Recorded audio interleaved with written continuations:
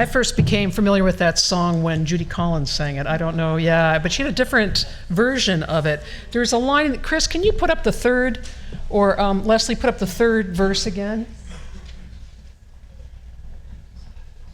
Nah, put up the second. The second to last line, hearts starve as well as bodies. And I think that in some ways that's what Labor Day is all about, is to acknowledge that hearts starve as well as bodies. So at a minister's retirement workshop that I went to this summer, I asked my esteemed retired colleagues how they managed to have an identity separate from being a minister after they had retired. The irony is that to a person, they, though officially retired, were all still actively doing ministry in some shape or form. And I gotta tell you, I was horrified. I thought to myself, there has got to be life after ministry. There has to be an identity after ministry. I don't think this musing is just for clergy, because our identities and our value as persons in this country is so tied to the work we do. This is a universal question for those who work either for money or who are unpaid. Think about the questions that we ask one another when we meet someone for the first time. We always seem to get to that question, and what do you do? And that doesn't mean how do you spend your time, it means what do you do for work? What was your career? And remember that until really recently, some work was not even recognized as valid or worthy work, like mothering or being a stay-at-home parent. And depending on what research you read, people either live longer if they retire early or they die earlier after retiring.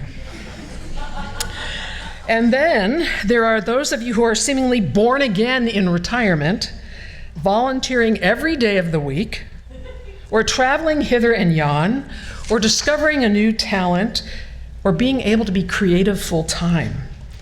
And you discovered that retirement isn't just about being a grandparent. On the flip side, there are those who find retirement shocking and disorienting. One spouse may find the other constantly underfoot. Perhaps there is a lack of structure or routine to the day. The truth is, lots of people squander or waste time if they don't have a schedule. Or maybe you find yourself asking, what in the world am I supposed to do with myself now that I no longer work? Not everyone has 1,000 hobbies or interests to pursue, or social networks to access, or grandchildren, or the means to travel, or wants or is able to volunteer. We are not always good company for ourselves when our identity of 30, 40, or 50 plus years is no longer what defines us. Who are we without work? And what if the work you do is to survive, just to pay the bills? And it isn't work that you love so much, not work that, like my ministry colleagues, you want to carry over after you officially retire. What if the work you do is body, spirit, and soul sucking? What if the work you do has literally made you ill due to exposure to toxic chemicals or materials, or has with it a stress level so high that your quality of life has been lost? What if at the end of your working years you look back and realize that you gave the best of yourself to work, not your life partner, or children, or family, or friends? Was it worth it? What gives your life worth and meaning? What happens when the skills that you have honed over the years are no longer needed or valued? What will happen when so much work is roboticized? What must it be like to have given your life to some sort of work only to see that work phased out, no longer needed or done by a machine. What happens to a family legacy when, for instance, 5 generations who have been loggers or farmers are now bankrupted or put out of work by changing environmental standards and awarenesses and practices, or through huge agribusiness, which they can't compete with? Are we going to see a resurgence in what I call craftspersonship?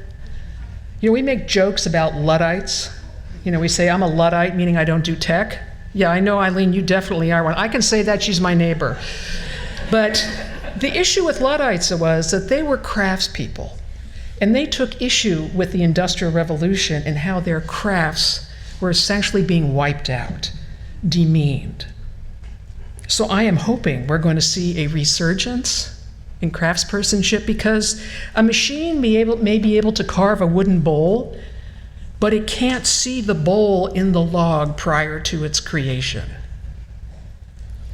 And if, as some predict, we will move toward a universal income due to robotization, I can't say that word right, how will we determine the value of a person without the measure of their labor or work?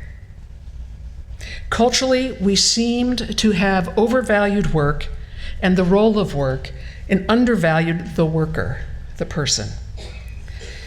Outside of the Seattle Art Museum is a huge, large, black metal sculpture called Hammering Man. And it hammers 20 hours a day, every day except Labor Day. And its creator, Jonathan Borofsky, built it in honor to working class laborers. And this is his language again, it's not in tune with the gender binary.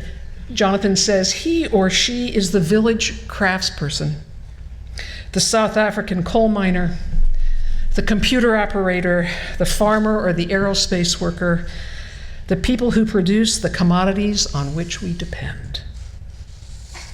On this holiday weekend, let us remember and acknowledge the workers of the world who produce the commodities on which we so depend. And on this holiday weekend, let us pause to reflect on the meaning, value, and place of work in our lives. What does it mean to work? What does it mean to you? And who are you without that lifelong labor of your life? What question should we be asking one another when we first meet for the first time, other than, and what do you do? What questions get at the truth of our identity? This morning we go out from our worship to, as the poet Marge Piercy says, submerge in the task of caring for our church home. This work is, as she says, common as mud. It will pay you nothing, but it will connect you in community. This place that will remind you of who you are when the world may have forgotten. May it be so.